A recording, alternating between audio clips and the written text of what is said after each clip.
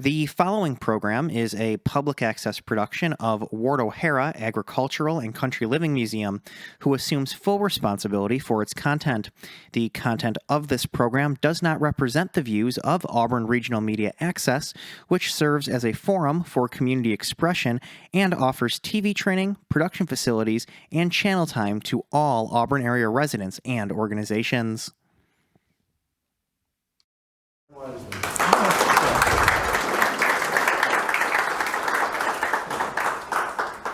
Okay, thank you, Paul and Mary. This is really a wonderful event. Can everyone hear me in the back? You? Okay. I'm really excited to be here. My first visit here was a little over a year ago, and I got a private tour of the entire museum, and it was quite impressive, just the breadth of the collection. So it's really exciting to be back again in a different capacity. So, as Paul mentioned, my name is Karen, and I'm from New York City. But my family has a rather unusual connection to the farmland here in central New York. And that connection has led me to a research and book writing project that I'm very excited to share with you today. This is my father, Sam Weissman. Sam was born in the Bronx in 1930. And in 1945, when he was just 14 years old, he traveled by himself to live and work on a farm not far from here in Jordan, New York, for the summer, for what would turn out to be the last summer of World War II. He had rarely left the city. He didn't know the farm family that he was about to live with. He never visited an active farm, let alone worked on one. It ended up being one of the most meaningful experiences of his life. So Sam belonged to a little-known program called the Victory Farm Volunteers. It was a program that recruited urban teens, both boys and girls, aged 14 to 17, to help ease a very serious farm labor shortage. So for boys, this would have been just under the draft age. The program began in and around New York, where it was called the Farm Cadet Victory Corps, but it eventually spread nationwide. And when it did, 2.5 million kids from cities in 48 states participated. Yet I've met almost no one who has heard of them or heard their story. As you might expect, the farm labor shortage came about because men who used to work on the farms were now involved in war-related activities. In World War II, 16 million men and women were called up to the military service. At the time, that was 20% of the American workforce. That's a huge amount. And it was 3 times more than had been in military service during World War I. So this labor drain was happening on a scale that no one had ever experienced before. There were millions more who were going into war factory jobs, and agriculture was especially hard hit by this because the war factory jobs had better hours and they paid better. So 6 million would quit agriculture by the end of the war. So this was an unprecedented loss of labor that agricultural officials simply were not prepared for. While the labor was being siphoned off, food demands were increasing. And I love this vintage chart. It shows the food production increase in 1943 as a percentage over the average years during the war. And you can see that some of the crops, like the beans and peas, are approaching a 200% increase in production. The chart also shows how the crops are being used. In black here, most of it's being used for civilians. There's a sizable chunk going to feed the military.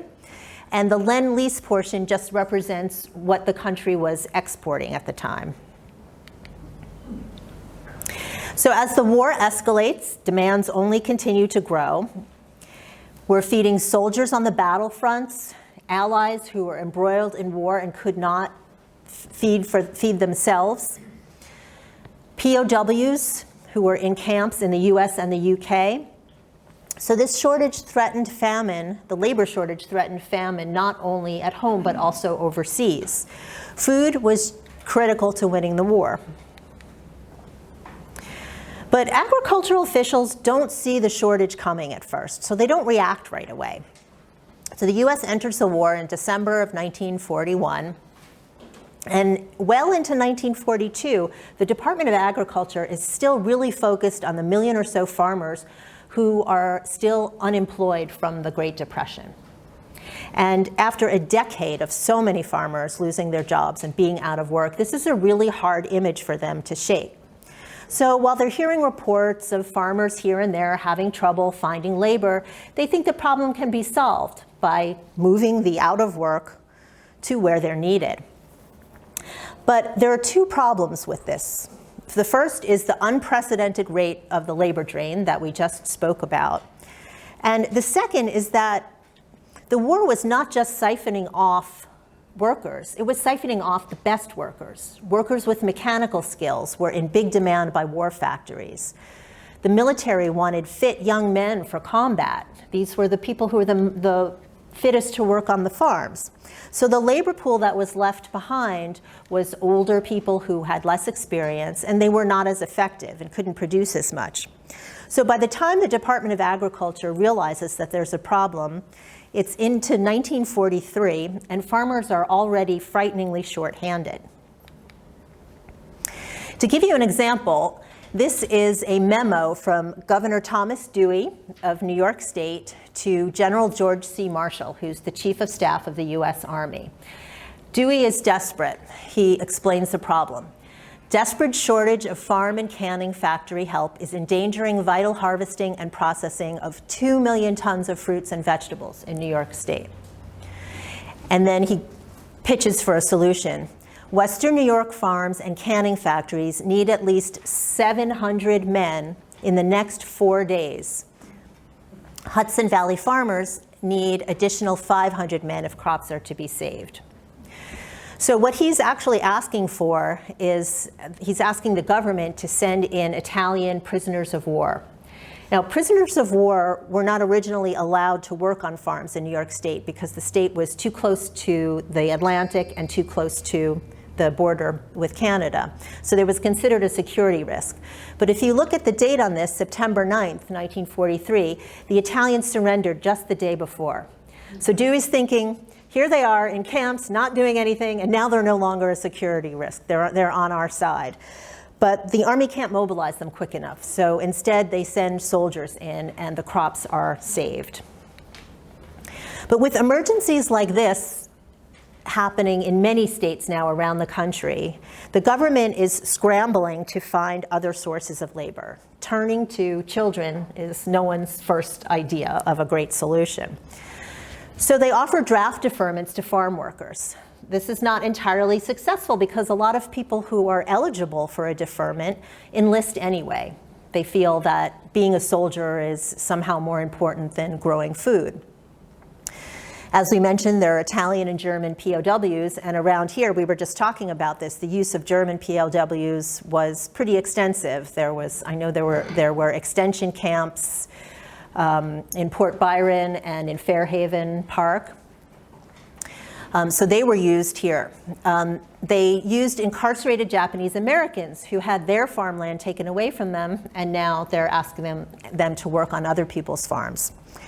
The government also had a very big program of importing foreign workers, mostly from Mexico and the Caribbean. And I love this photo. This is of Mexican workers during World War II who came to the US under the Bracero Act. And there were quite a lot of them, and they were mostly pretty skilled labor. There were men, civilian men, who worked and took their vacation and worked on the farm. And then there was the Women's Land Army, which was quite large. There were over 1 million women who did a very wide array of farming chores. They worked seasonally, they worked year-round. It was a very important component, and it was a pretty big group. But still, with all of these sources, there simply were not enough grown-ups around to do the job. So the government turned to youth.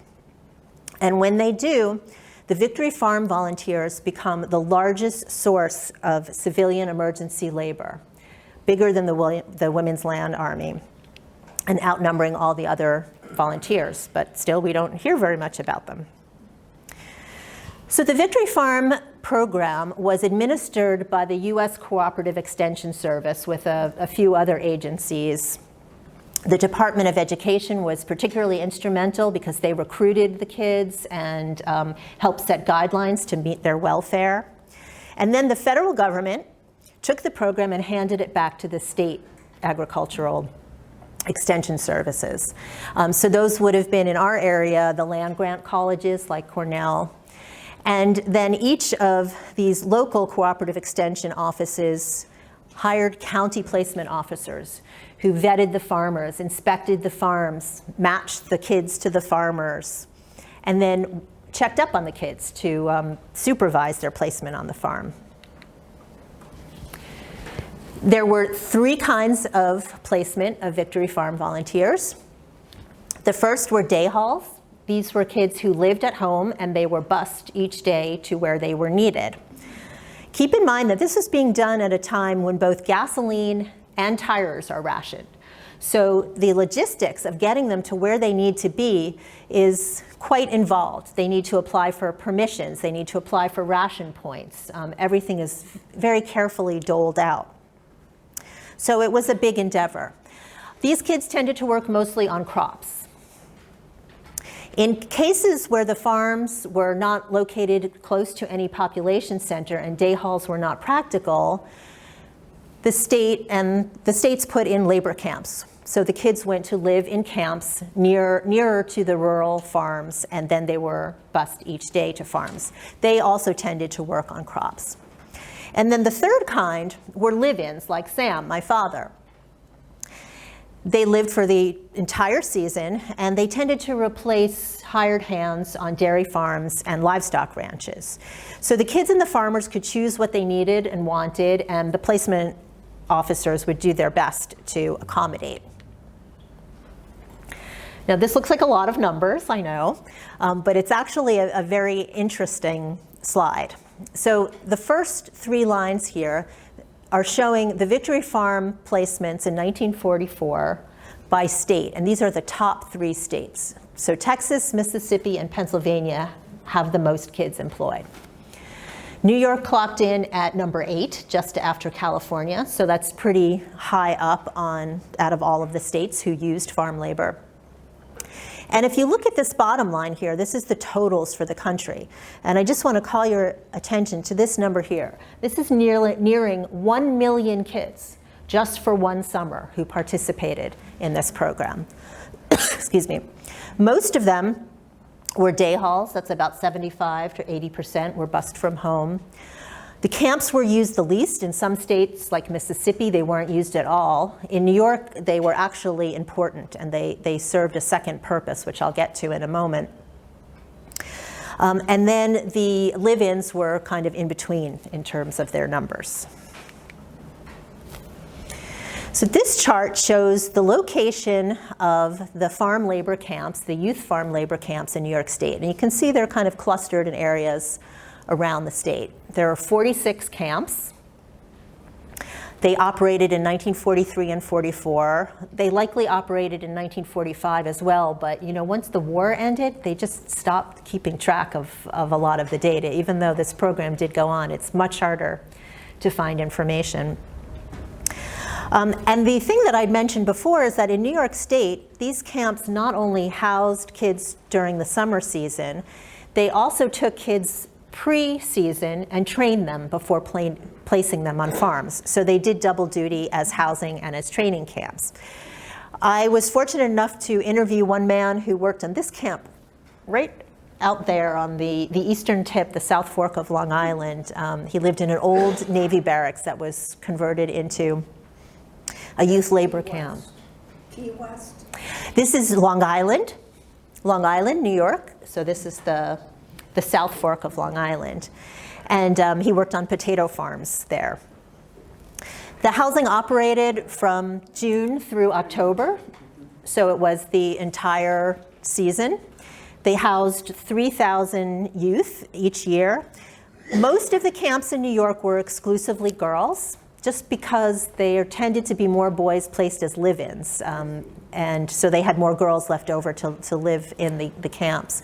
But there were boy camps and some co-ed camps as well.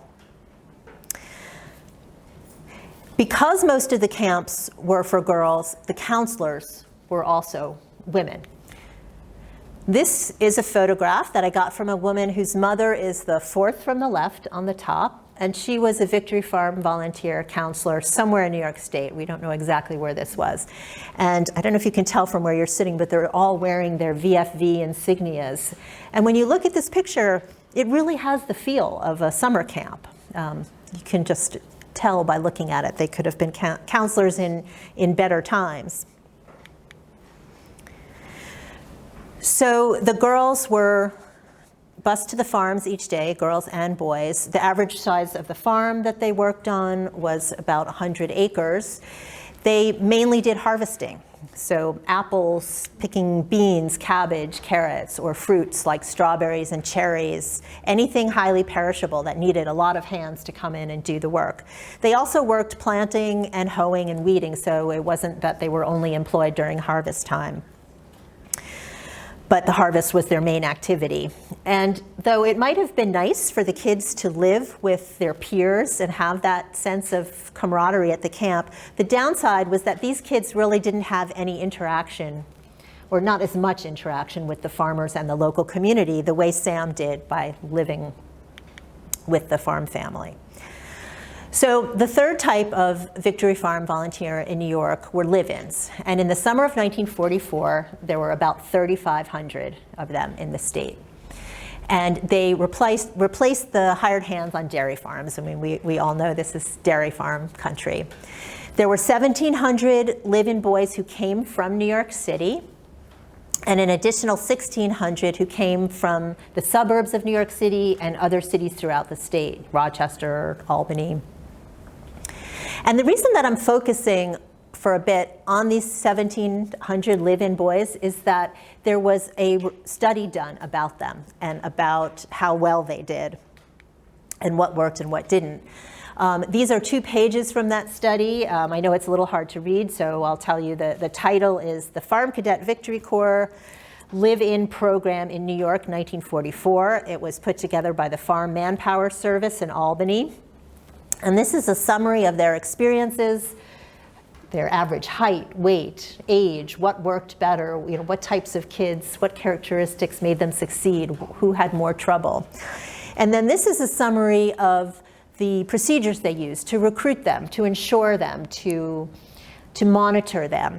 And this was not only important for New York, but as I mentioned, the program started in the New York area. So anything that New York State did was viewed by Washington and was used in the national program. So it was an important part of what went on.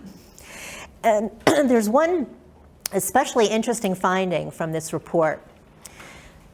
75% of the boys were classified as being very good workers by the farmer. They were rated as fair to excellent.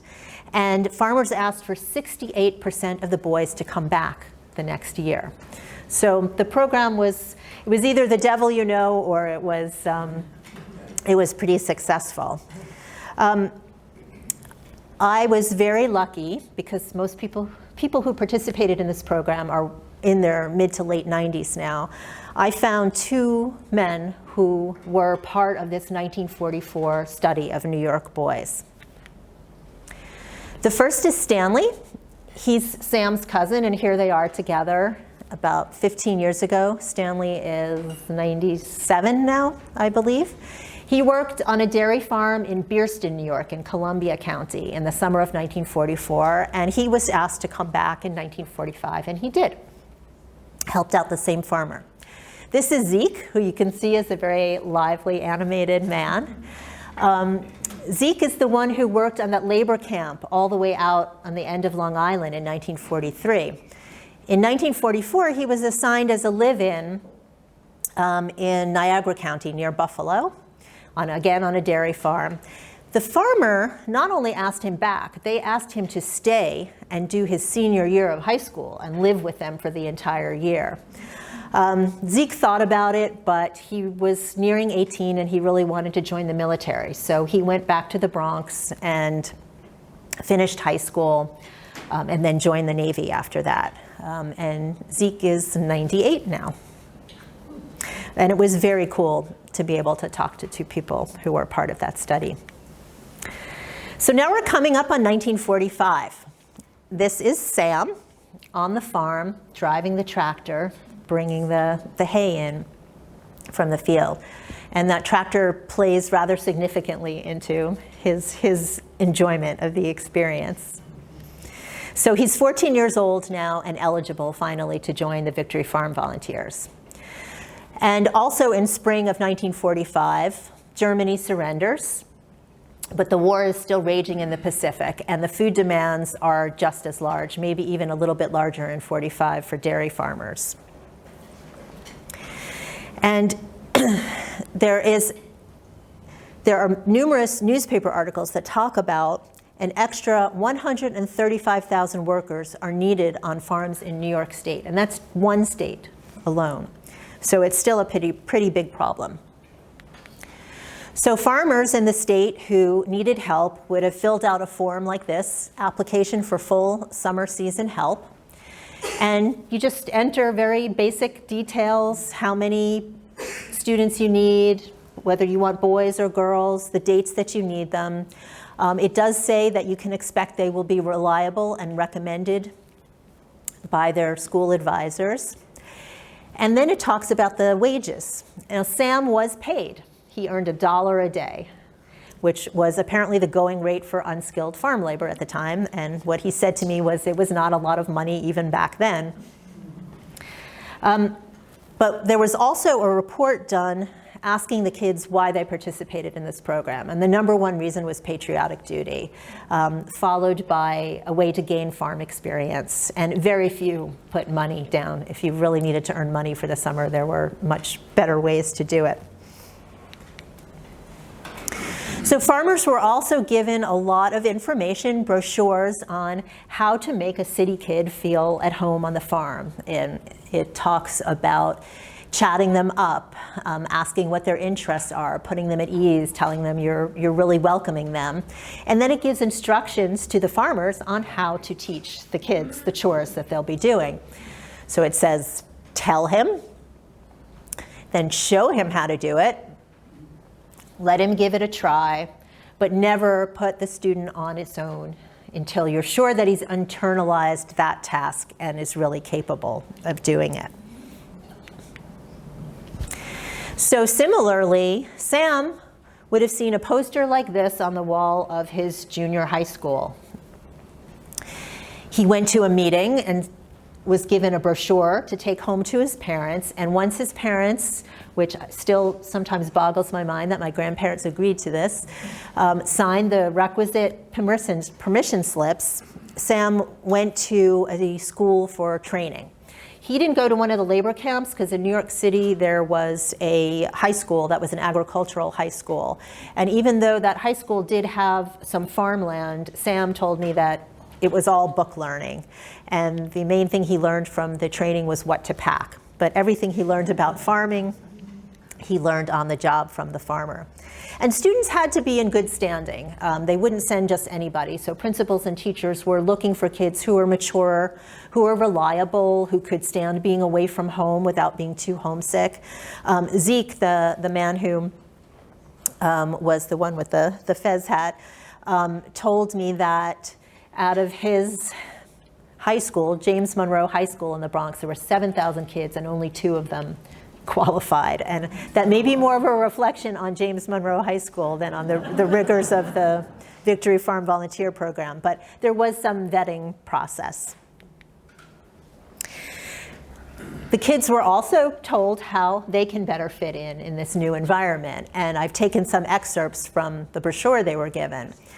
I like this first one. It just sums it up. If you have some doubts about the farmer, the chances are that he also has some doubts about you. You will need to prove yourself. And it goes on to say that the farmer is not going to have unrealistic expectations. They're not going to expect you to be stronger than you are or to know more than you do. You'll work up to it. But at the same time, you can't expect to be given the difficult, engaging, really fun tasks right away. And if you're expected to shovel manure or wash dishes, these are all things that need to be done, and you're expected to do it. And then the brochure closes with an inspirational message from Secretary of Agriculture Claude Wickard, who says, "Work on the farm is war work of the first importance." So they really were stressing that this was very important, very necessary work. So Sam is assigned to the farm of Everett and Doris Talcott in Jordan. And here is another picture, again with Sam behind the wheel, and the farmer Everett in the back. And this is his daughter Alice, who was 5 years old at the time. And it's quite remarkable just to even have photographs from it, and that's really part of the reason the story has lasted so long. It was a 40-acre dairy farm. They had 20 to 30 cows, 400 apple trees. And Sam lived right with the family, and he was their only help for the entire season. Some of his duties included tending the family's vegetable garden. He fed chickens, he milked cows, he cut and dried hay, and what he described as the most back-breaking task was manually lifting hay with a pitchfork. They had no baler at that time, and I don't even think they had a grappling hook lifting hay into the loft. It was sort of a low loft. He also babysat Alice while Doris did some shopping, some grocery shopping. So a few weeks into his duties, a county agent would come by to check on his welfare. They did this with all the kids. And Sam remembers that visit quite vividly because he was very proud when the agent told him how well he was doing. The agent said that many kids in the area were really struggling with the workload and being away from home, and some of them had left to go back home. So Sam was quite pleased. So the county agents had to keep tabs on all the children, and they would write up reports. This is a report from Schoharie County, which is not too far from here. It's a little hard to see, so I'll just tell you what you're looking at. The first column is the name of the boy, where they're from. This is the farmer. And then over on the end here, you can see that there's this ABC rating system. And the A's are what you might imagine, doing an excellent job, farmer really pleased, stayed for entire length of contract. And from looking at this, I can only think that C is the lowest possible grade.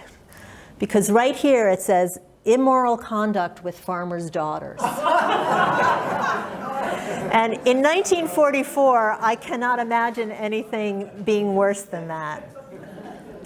Some of the others were like, boy should never have been placed on farm, doing the best he can. Some left because they got a job at home and they didn't tell the farmer. The farmers also got a chance to rate their workers, but this report came from the county agent. So part of the reason that Sam's stay was so successful was that he and the farmer, Everett Talcott, got along really well. Everett was a kind teacher to him, very patient. Sam took his duties very seriously. He was so thrilled at being able to do something real. Doris, the mom, was very good to him. Sam described her as being a very smart and capable woman. He ate meals with the family. They took him everywhere they went, including on family outings to Fairhaven Beach State Park. And then Everett took Sam, who was a huge Yankees fan, to see a minor league baseball game in Syracuse. And that was another big outing, the Syracuse Chiefs. So this experience gave Sam so much independence and really helped him grow. So much so that he just never stopped talking about it for the rest of his life. He would occasionally drive by the farm when he happened to be in the area. And in 2007, on one such drive-by, he got a really big surprise. Right next to the barn was the very same tractor that he drove at this point 60 years ago. And you can see it's in pretty good shape. There's some rust here. There are tires that look pretty good. It's been repainted. Unfortunately, no one was home, so he couldn't find out if the Talcotts still lived there. It turned out they didn't by that time. But he was just over the moon. This is a Ford Ferguson, probably a Model 2N, which was a war model. It was a smaller tractor that was advertised as being easy for women, youth, and old people to use, because that's who was farming during World War II. So after this experience, Sam became obsessed with tractors, and it became sort of a family joke. You know, we would drive by a tractor, and he would have to stop and get out and look at it, and he did a lot of research on them. So this was such a family thing that when he turned 80, we got him a cake in the shape of that Ford Ferguson tractor. So clearly, this experience was on my father's mind a lot. And I always found it curious that he never made a deliberate trip back there. So in 2013, I suggested that we try to track down the Talcott family. And Sam liked that idea. He had those pictures, and he had been wanting to donate them to the town of Jordan. He also he contacted a couple of the historians. He contacted the current owner of the farmhouse, and we all met and had a reunion. And this is Sam in front of the farmhouse in Jordan on the morning before we are about to meet them. We're standing on the site here where we used to come across the road from the house to go out to mostly to bring the cows in, or to cut down the hay. And it was just big open field, tremendous field and apple trees. And now it's a housing development.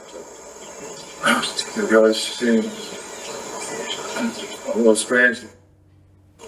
You start thinking about the times I cross this road and just go right out into the field. So down to the right here, that's heading towards the town. Yeah. That's where you rode the tractor. Yeah, well, the tractor, it was only a few minutes. It seemed like a long ride because the tractor went so slowly. But the town people knew me because you were no driver's license or anything. And I would drive down, managed to get the mail every day. And it was a hardware store. Sometimes I bought things, or other times I went to the farm. Sorry, there were a few little cutouts, but I think you got the gist. So you can see how special it was driving a tractor at the age of 14 with no driver's license. This was the hardware store and post office that Sam rode to every day that he was talking about. That's what it looked like back then. This photo was taken a little bit after 1945, but it's pretty much the same. And then this is the building today in Jordan Village. So this was taken in the barn, and this is Sam with the Talcott's two daughters. This is Sharon, who was an infant when he was there, and that's Alice, who was the 5-year-old in that picture. And when Alice came to meet him again, she remembered him. And she looked at him, and they were shaking hands, and she just said, "Sammy, tall and blonde." And that described him perfectly. They were so excited to hear his stories about their parents because it comes from a time that they don't remember. And they were able to tell Sam about what happened to the family after he left and lost touch with them. So it was a really wonderful reunion. Now, Sam was there in the summer of 1945 during two newsworthy events. The first was local news. Both of them happened in August. The first was a fire on the neighbor's property. The McCormacks were the neighbors to the Talcotts. The McCormacks were not farmers, but they had a barn. So they let Everett store his extra hay there. And one night, the barn caught fire due to spontaneous combustion of the hay. And I think most people in the room probably know what causes spontaneous combustion, but just in case not everybody's familiar with it, if you store hay when it's damp or if wetness gets into it, as I understand it, when it's being stored, it starts to generate heat, and then the dry hay on the outside actually catches fire. So it's referred to as spontaneous combustion fire. So Sam and the Talcotts watched as firefighters from the towns of Jordan and Elbridge came and pumped water from a cistern. The fire took the barn and two storage houses, but they were able to save the home. But Sam learned firsthand about the science and luck involved in making hay and storing it. The second bit of news was a worldwide event, and that was the Japanese surrender. And I'll let you hear about it in Sam's words. That's what I remember in 1945. Yeah, see. We didn't even know at the moment. But all of a sudden, like a parade of cars and fire trucks came. We're down the road, regular soldiers, and someone must have had some means of saying the war's over. It was quite a thing. So you're working on the farm and, not listening to the radio, and all of a sudden you hear that the war is over. It was a pretty strong memory. This is a card which is interesting because it talks about a celebration in Jordan that occurred. The original surrender was in late August, but the official signing of the surrender treaty was early September. So this is a party, and it's September 5th, and you'd think that school started and Sam would no longer be there. He wasn't at the party, but he was still in Jordan.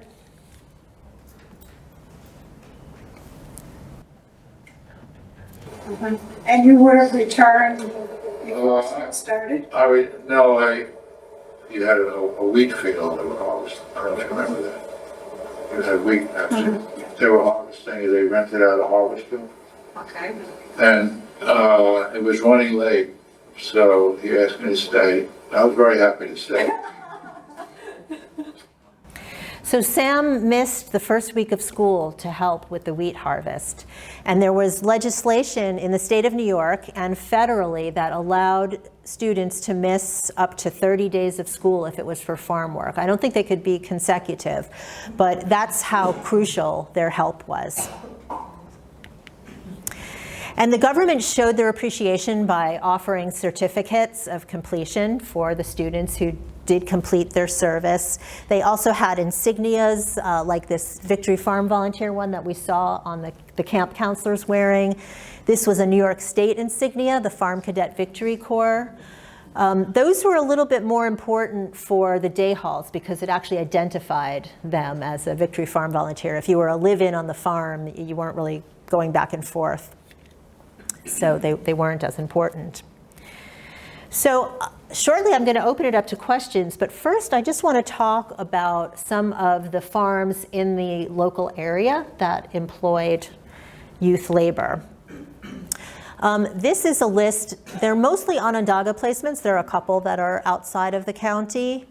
And I have some copies of these that I'll put out. I don't have one for everyone, but if you can take a look or snap a picture with your phone, if any of these family names are familiar to you and you know that their descendants are still there, I would love to talk to them. It just would be really wonderful. I also have some reports from local papers in Auburn that I'll put for you to look at as well.